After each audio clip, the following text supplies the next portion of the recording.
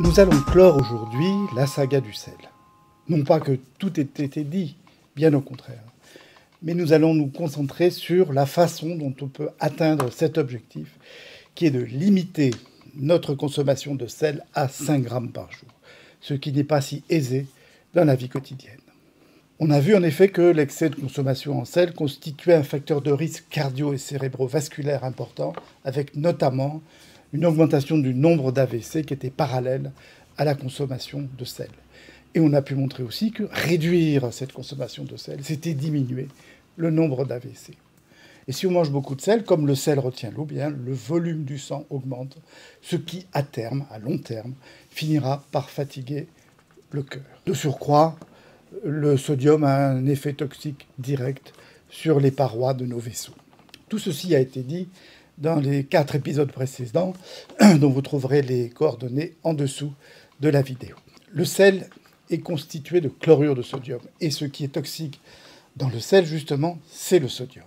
Je tiens à rappeler ici que les produits d'origine animale ou les fruits et légumes non transformés ne contiennent pas de sel. À l'inverse, ils en contiennent un peu quand ils ont été traités par l'industrie. Fromage et charcuterie sont parmi les aliments les plus salés.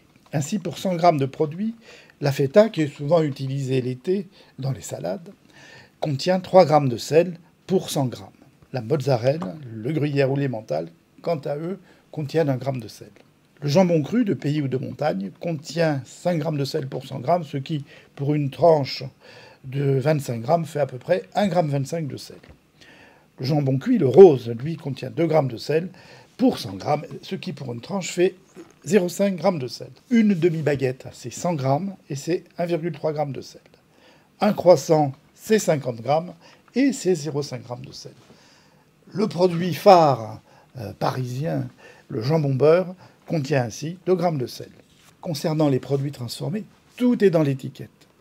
Si le sel est exprimé en grammes pour 100 grammes de produit, c'est très facile. Il suffit de regarder le poids de ce que l'on mange. Vous ne connaissez pas la teneur de vos aliments préférés? C'est pas grave. Il n'y a aucun problème. Nous allons aller sur le site Siqual.